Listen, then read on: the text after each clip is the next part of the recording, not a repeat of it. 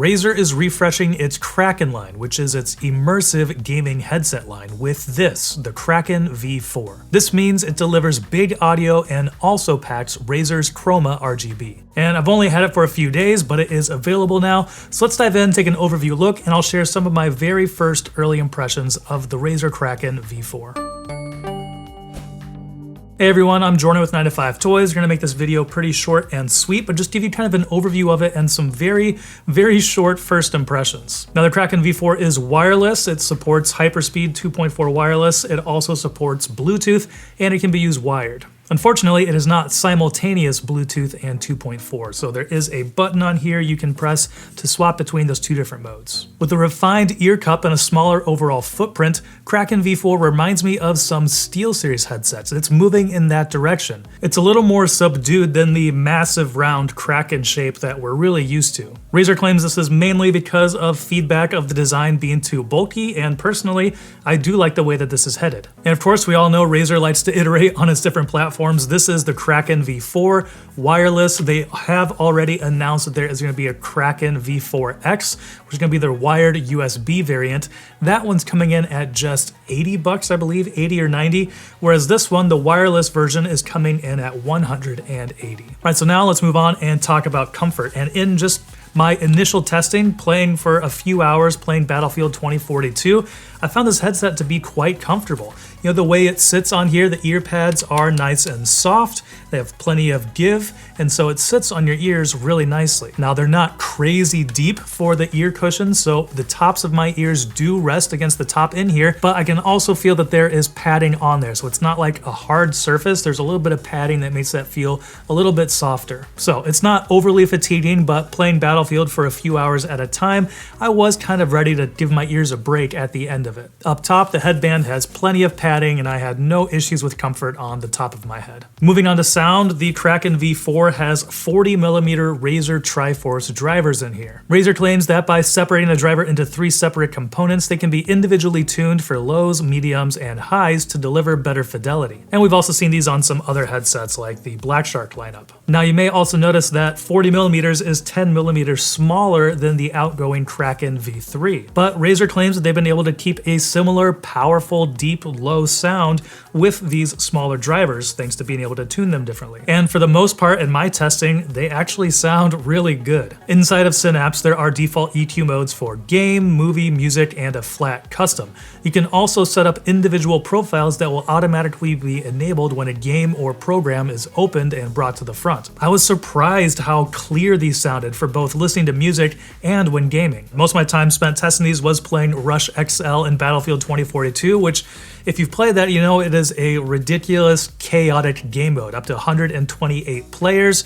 It's usually, you know, pretty tight. There's a lot of action going on really close by. So if you can, you know, still make sense of what's going on around you, I do think that speaks pretty well to the clarity of a gaming headset. As far as the different EQ modes, I usually found myself just using the custom, which is kind of flat. That's what I used for gaming and usually for music as well, although with some genres, I did switch over to the music profile, music EQ profile, which boosts up some of the lows and makes it a little more fun for some different genres of music. Now, another feature about this is that it has THX spatial audio. Of course, we know Razer owns THX, so it's great to see some of their functionality built into this headset as well. Where I need to use the headset more is playing with THX sound modes enabled. Everything sounds more spread out in the THX modes, even listening to music, but it sounds like it is being adjusted digitally. It's not the most natural sound, which usually is my biggest critique of these kind of virtual surround sound modes. I spent a lot of my time going back and forth between custom and THX competitive and THX immersive modes,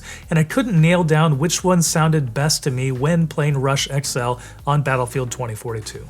So I'm hoping to do a follow-up where I'll have a little bit more information, a little bit more experience with the THX spatial audio, because I do think there's a lot of potential there. You know, usually I don't enjoy or use spatial audio virtual surround modes very often.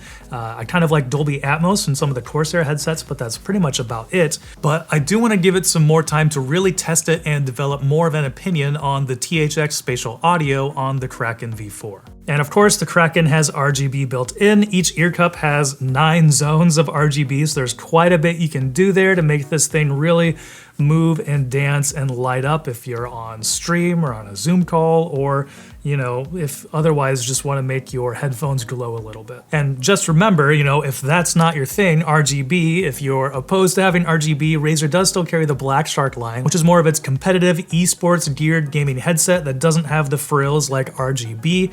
Those also have 50mm Triforce drivers, has the same microphone on here, so some things on there that might be more appealing if you don't want to go with the RGB model. But of course, we have to note the Black Shark V2 Pro 2023 is $200, and this is cheaper at $180. And if you haven't noticed it already, we haven't talked about it yet, but there is a retractable microphone. And this is the same microphone that was found on the Black Shark V2 Pro 2023, which is to say it is a very good sounding mic. Razer did say that there have been just some slight tweaks to some of the physical components in here, but overall all the functionality should be the same.